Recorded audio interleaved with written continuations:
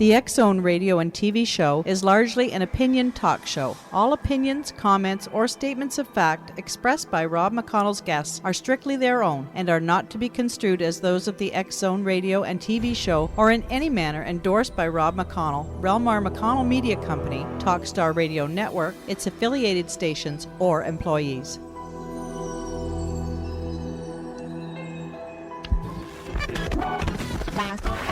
All Hit Radio.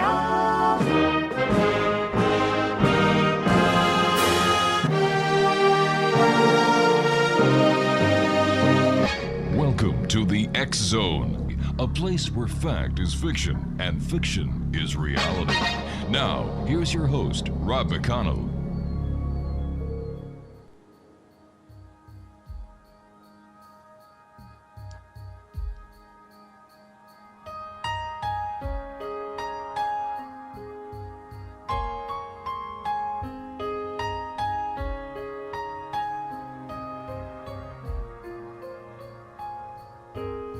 She walks to school with a lunch she packed. Nobody knows what she's holding back. Wearing the same dress she wore yesterday. She has the bruises with a linen and lace. Oh.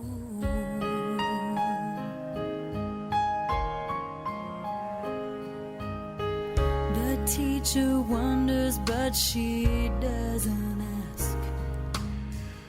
Welcome back to the X Zone, everyone. My name is Rob McConnell, and we're coming to you from our studios in Hamilton, Ontario, Canada. Worldwide toll-free, 1-800-610-7035. Email xzone@xzoneradiotv.com. On MSN Messenger, xzoneradiotv@hotmail.com. And our website, www.xzoneradiotv.com. This hour, X Zone Nation, we're going to be talking about one of the most fascinating subjects that we talk about here on the X Zone. We're going to be talking about near-death experiences, but with a twist. We're going to be discussing the simple science behind near-death experiences. Now, near-death experiences, or as they're also known as NDEs, are a fascination for many. It's hard to dispute that something happens when we die, because so many who have been brought to the edge of death and back report similar experiences, usually involving a tunnel of light. No one has ever been able to explain this phenomenon until now. My guest this hour is GLORIA PREMA. She's going to be sharing the simple scientific explanation for the tunnel of light glimpsed by those who have had brushes with death. But X Zone Nation, don't let the word scientific fool you, because this guest will also demonstrate that science and spirituality are one and the same. Joining us by Skype from Saudi Arabia this hour is my special guest, GLORIA PREMA. She is the author of a new book entitled It's All Light, The Morphic Resonance of Light, A Unified Theory. And GLORIA, welcome to the X Zone. Thank you, Rob. Thank you for inviting me. It's my great pleasure. Where did your fascination with near-death experiences come from? It really arose as a result of studying conventional science on the one hand, and at the same time I was having spiritual experiences. It really began with a spiritual healing experience I had around about the same time as I started my science degree. And that then led me into studying what we call spirituality, just different spiritual phenomena, that type of thing, and ancient, spiritual texts, just to try and get a picture of what was going on and explain the experiences I was having. So for many, many years, I was studying conventional science and spirituality side by side. And it was really as a result of that, the two of them coming together. But it took a long time, it took years before I could sort of bring them both together.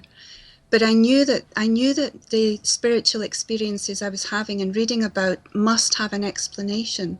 I knew that somehow they would have to be explained by science, although present day science doesn't go near that subject, usually. in most cases. So the near-death experience it was really just part of the whole theory. When I looked into that subject, the things that people talked about, when they felt themselves outside their body, that they were still alive. Yes. Although they were outside their body, the tunnel of light that they see and things like that. I found that I could explain that with the same theory. All right, and Gloria. that's really how I got into that subject. All right, dear. You and I have to take a 2-minute commercial break. Please stand by. And once again, thank you very much for joining us. Exo Nation, my guest this hour is Gloria PREMA. She is the author of It's All Light, The Morphic Resonance of Light, a Unified Theory. And her website is All right, I'll let you all go and get your pencils and paper. Okay, here we go. www.itsalllight.co.uk. That's www.itsalllight.co.uk. Gloria PREMA is my special guest this hour. We're talking about near-death experiences and science and much more. My name's Rob McConnell. This is the X Zone, and we're coming to you from our studios worldwide from our Hamilton, Ontario location. Whatever you do, don't go away. We'll be back in 2 minutes.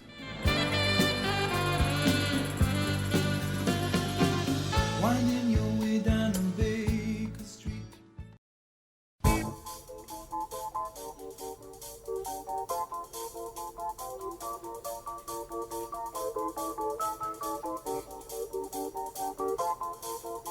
Blinded by the light, wrapped up like a douche, another runner in the night. Blinded by the light, wrapped up like a douche, another runner in the night. Blinded by the light, wrapped up like a douche. Welcome back to the X Zone, everyone. My guest this hour is Gloria PREMA. We're going to be talking about the simple science behind near-death experiences. And Blinded by the Light by Manfred Mann was an appropriate song that my producers picked for the bumper into this segment. What is the main message of your book, and why is it different from other books out there when it comes to near-death experiences, out-of-body experiences, and spirituality? Well, the main message really is that I'm saying everything is made of light, and it's either seen or unseen. Now, people tend to talk about spirit and matter as being opposite things. Right. But those terms I find are quite divisive. They have emotional associations attached to them. So I refer to it as seen and unseen light because, if you look at, say, our electromagnetic spectrum that describes our reality in this 3D reality, we're only able to perceive a very, very narrow bandwidth of that full spectrum. We don't see most of reality. So I'm saying that, most of reality is unseen by us, so it's like light is either seen or unseen. Now, I also go on to describe how there are other levels of consciousness which operate at a faster speed of light.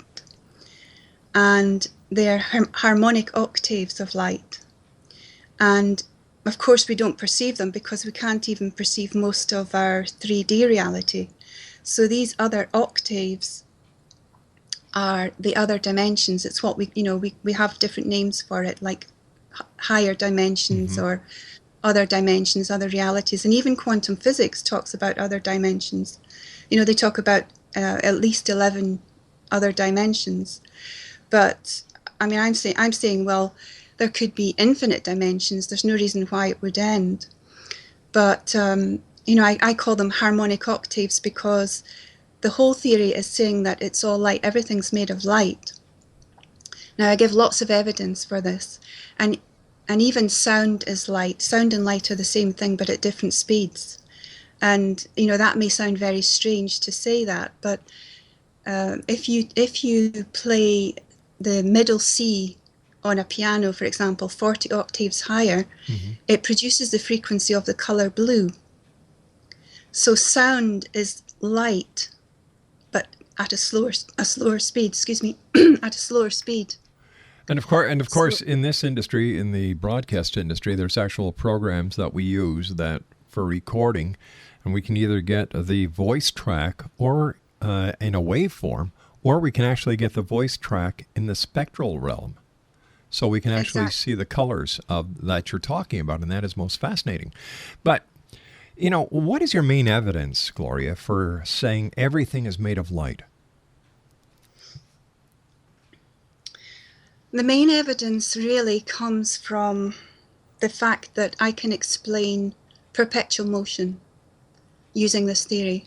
I'm saying that every particle of matter, subatomic particle, atoms, etc., everything is made from light. Now, quantum physics says that subatomic particles are nothing but energy, right? This is what they say. It's just vibrating energy. We know that from quantum physics. And these particles are in constant motion, but science doesn't know why they're in constant motion or where that motion comes from. They can't explain it. But if you consider that they're made from light, we also know in science that light has no rest energy. It is perpetual motion. So, it follows that if the particles are made from light, this would explain the perpetual motion of the particles. Would this explain when you say that we can't see the entire spectrum, we can't see past the third dimension, there are other dimensions there? Would this explain why some people can see what they call ghosts and spirits and other people can't? Yes, exactly. It's really all to do with what you're tuned into. I like to use the analogy of a radio set or a TV set, for example. You tune into a particular frequency and you pick up a sound or a picture, and if you turn the dial, you tune into a different frequency, that picture disappears and you pick up a whole different picture. But all of those pictures and sounds are there all the time, but you only perceive one if you tune to that particular frequency. If we let's just take the theory one step further, and would this explain why some people receive psychic impressions because of the ability of light to traverse time and space, and it knows no boundaries, it knows no time limitations, and that the present and the future and the future is the present, and so on and so forth? Yes, exactly. I mean, consciousness, there's been so many experiments have been done which have shown that consciousness is everywhere. In physics terms, it's non-local. And that means it's everywhere at the same time. So time and space have no relevance when you consider it from that angle. So it's everywhere. And it's a difficult concept for us to grasp sometimes because we're so used to perceiving our consciousness being within ourselves and experiencing time. But in reality, time and space are relative. It's all relative. I actually go into this in depth in my book, in the whole theory. But it also, looking at it this way, it also explains and unifies quantum theory with relativity, because I liken them to opposite ends of a spectrum. On the one end, you have quantum, what we call quantum theory, where we have slower speeds and we experience time, past, present, future. And on the other end, you have much faster speeds. And we know in physics, when you travel very, very fast, time slows down. So logically, if you travel at ultimate speeds, time would slow down to the point where there's no time. So that means past, present, future are all the same thing. There's only now. So there would be no time. And that's relativity. So on one end we have relativity, no time, no free will in a sense, because everything in a sense has already happened. But on the other end you have quantum theory where we experience time because speeds are slower.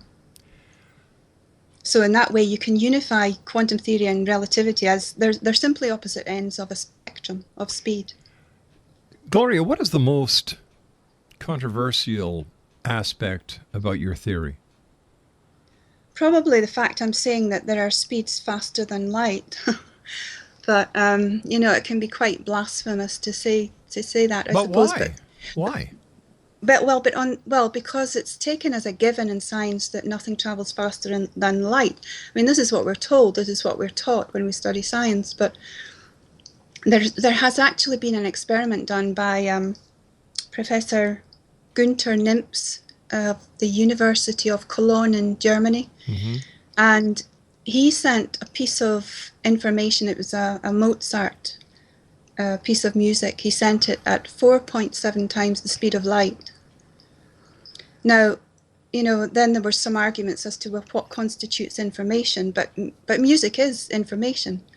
So, that one experiment proves that if it can be done once, it can be replicated. The problem I have with science is they take everything for granted, that just because we cannot, at this time in our evolution, with our limited knowledge and our limited way of understanding even quantum physics, that it's impossible that anything is more than we know. And isn't that a very narrow-minded attitude? Absolutely. We are only aware of so much of reality because our senses are limited. Our 5 senses are very limited. And, we know this just from looking at the electromagnetic spectrum. With this very narrow band in the spectrum that we can perceive, but then we know either end we have all of these frequencies. Like on one end it goes out to radio waves, microwaves. The other end it goes out to gamma waves, X-rays. We know they're there because we've created instruments that can detect them. So they are there. But I mean, what I'm saying that may be more controversial is I'm saying that, okay, that's one spectrum, that's the one that we know. But I'm saying that there are, because of sound, because sound and light being the same thing, I'm saying that there are harmonic octaves of this spectrum which are operating at faster speeds. Now, the octave on the music scale, every octave is double the frequency of the previous one. So if you follow that principle, the next dimension up, if you like, the next octave would be double the frequency. And then the next one again would be 4 times. But what you're because saying, you're doubling all the time. What you're saying makes perfect sense. It is so simple. Why? It is. It's the whole theory is very, very simple, and it all fits in. I can explain all of the laws of physics with the same theory, and I can also explain spiritual phenomena, what we call, spiritual phenomena. Yes. Things like near-death experiences, things like healing effects and telepathy, clairvoyance, all those kind of things all fit into the same theory, because the unseen light I mentioned at the beginning, the unseen dimensions are simply, our inability to tune into them. And once there are ways you can learn to tune into them through meditation, for example. And this is the home of the spiritual phenomena, where you see things and perceive things that you wouldn't normally perceive. I'm going to ask you to hold on. You and I have to take our news break at the bottom of the hour. Gloria, thanks very much for joining us. Very interesting. What do we call it? A theory? But it makes perfect sense. Well, it does to me. I've studied it for long enough. Well, stand by, young lady. You and I have to take a news break at the bottom of the hour. Exonation Gloria PREMA is our special guest. Her website is www.itsalllight.co.uk. That's www.itsalllight.co.uk. And she's the author of It's All Light, The Morphic Resonance of Light, A Unified Theory. And we'll be back on the other side of this news break as we continue with yours truly, Rob McConnell, from our studios in Hamilton, Ontario, Canada. Don't go away. With a boulder on my shoulder, feeling kind of...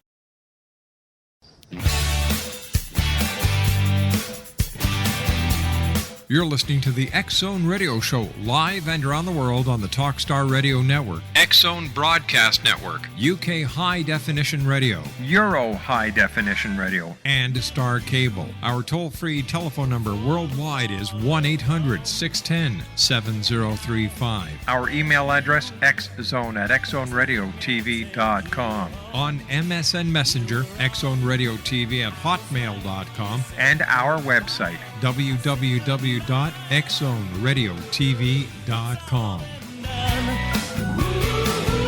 It's all been done.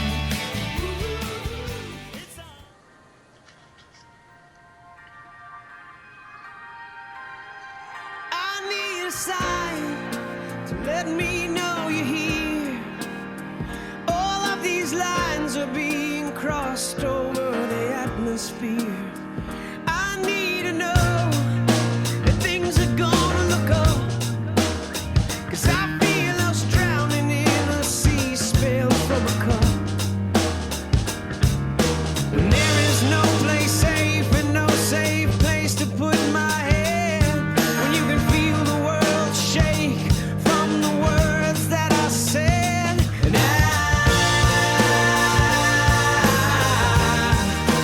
call it all angels,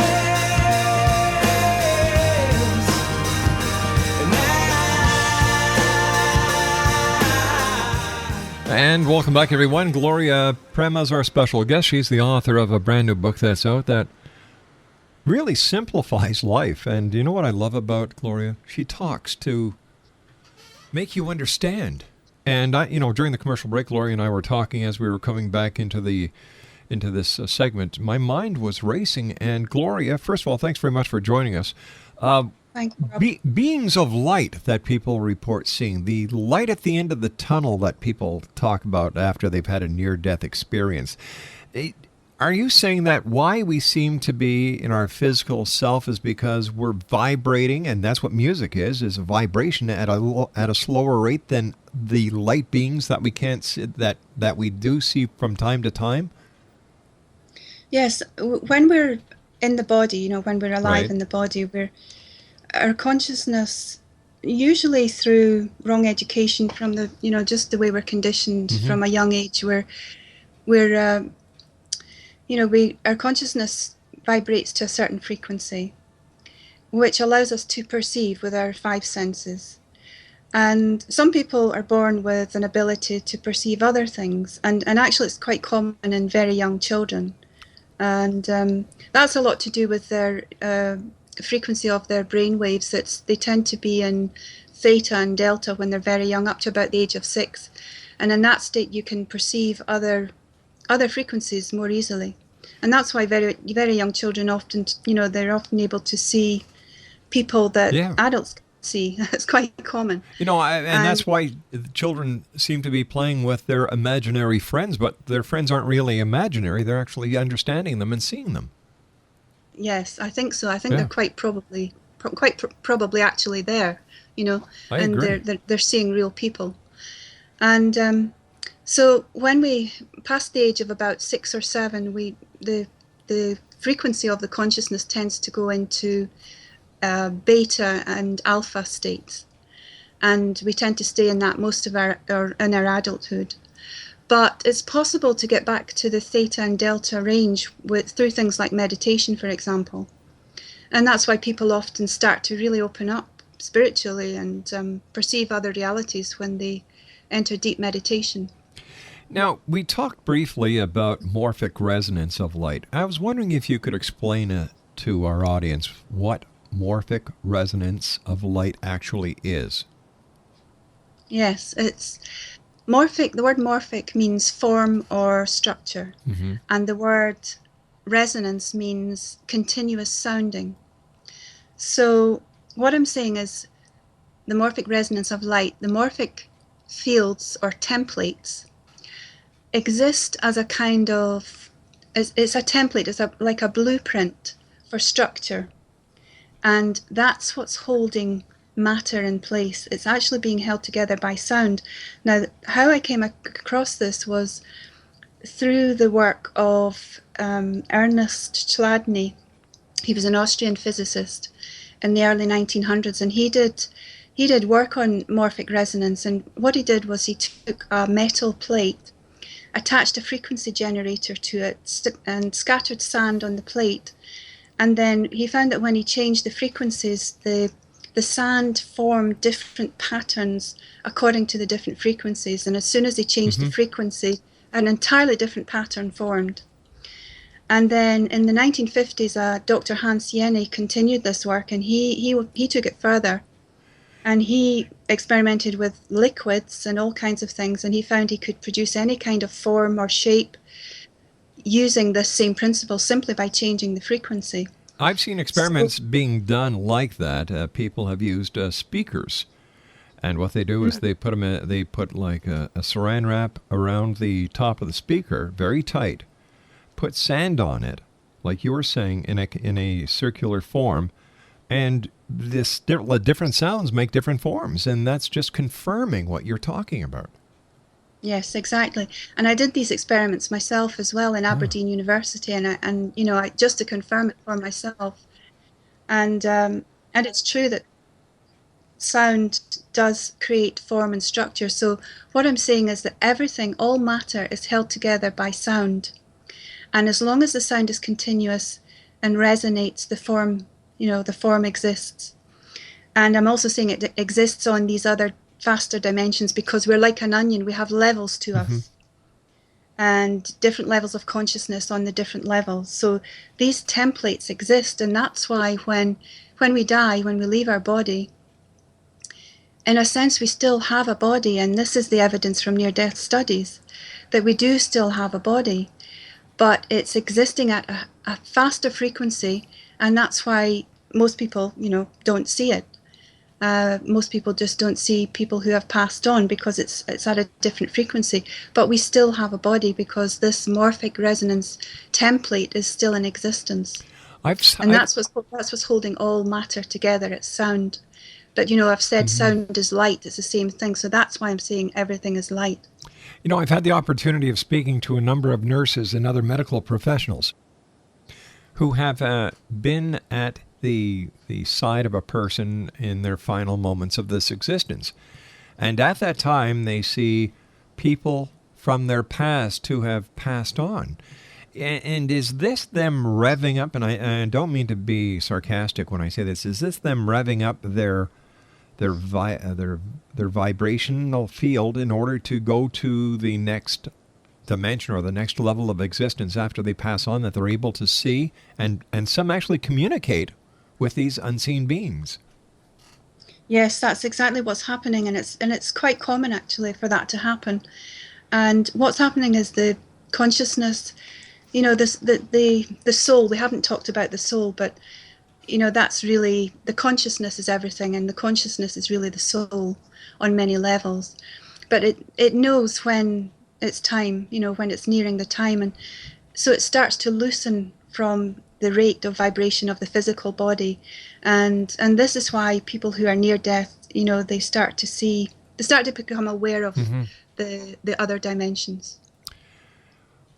Let's talk more about the soul. Where does the soul originate from?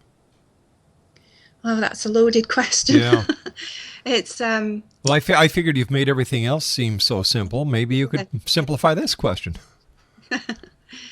Yeah, it's a very deep subject actually. The soul is it's light, consciousness and light, the same thing, and it's a spark. People call it the ancient spiritual writings call it a spark of the divine spark.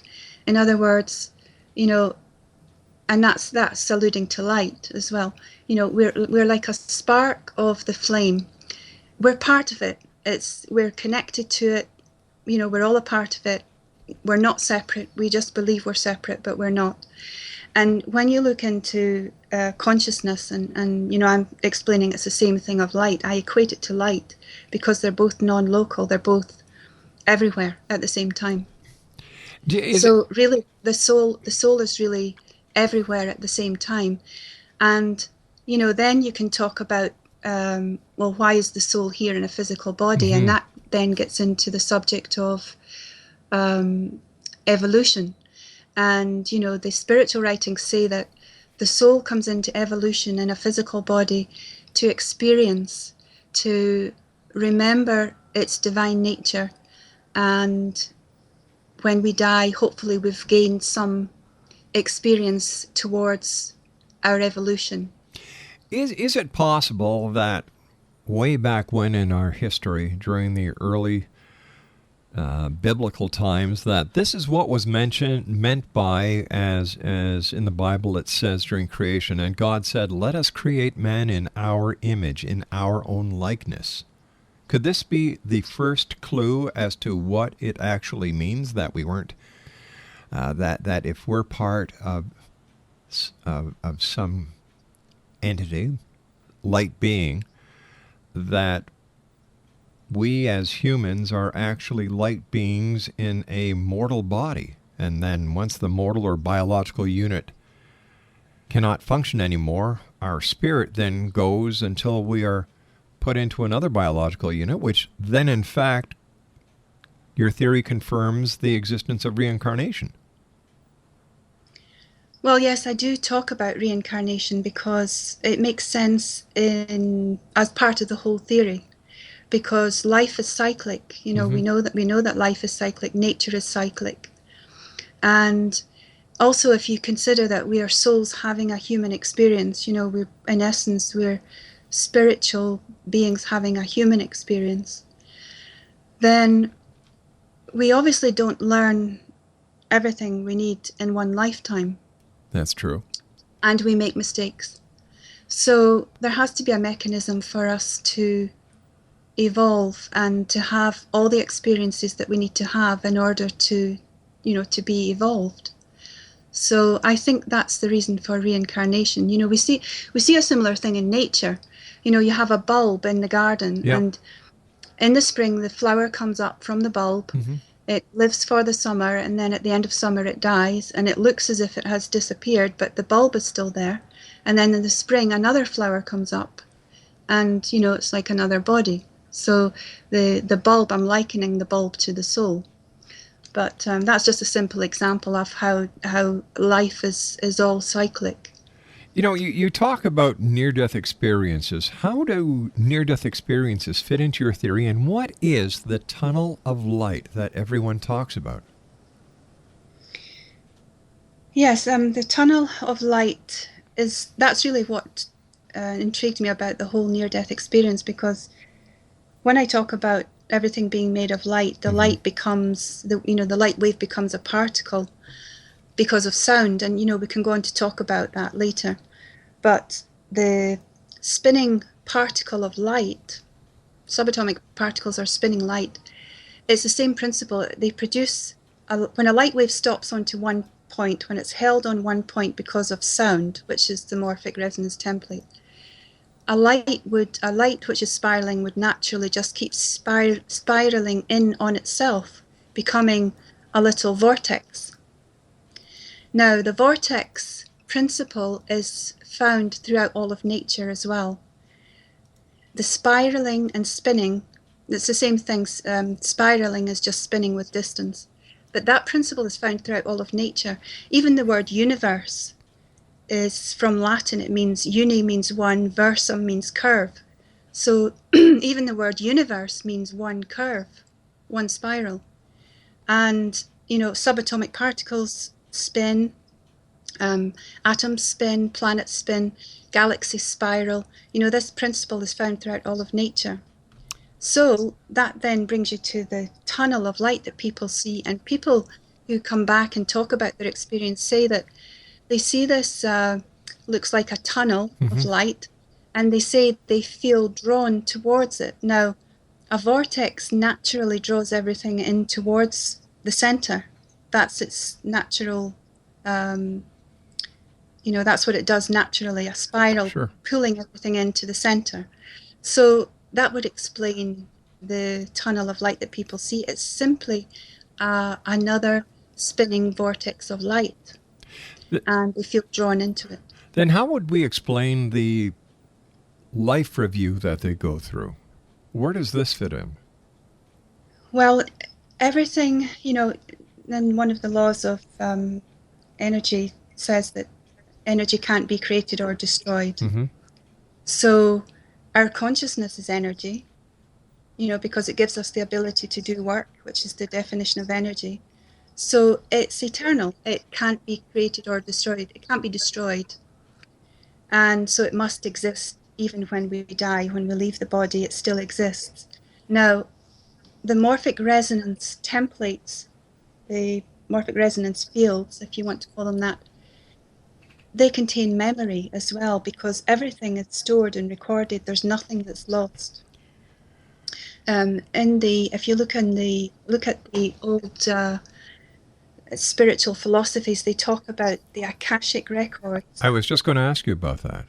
Yeah, and these were known in ancient times, and they're simply a recording of everything. And of course, we've got to take a commercial break here very shortly. But even in the Superman movies, everything that has been done and is known is maintained in small crystals. So, yes. So here we go. Once again, you're making everything very simple and understandable. Exonation, our special guest this hour is Gloria PREMA. Her website is www.itsalllight.co.uk. And the name of her book is It's All Light, The Morphic Resonance of Light, A Unified Theory.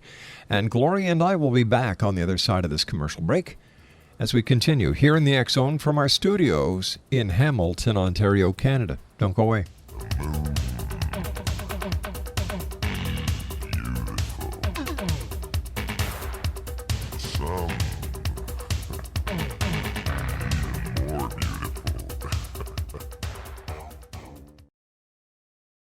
City of the Angels.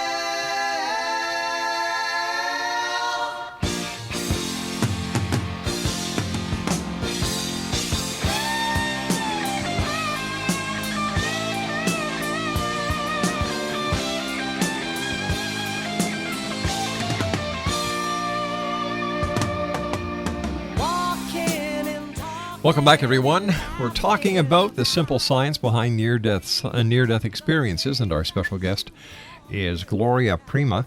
Her website is www.itsalllight.co.uk, and the name of her book is It's All Light, The Morphic Resonance of Light, A Unified Theory. And Christmas is just around the corner, Exonation. This would be an ideal Christmas gift.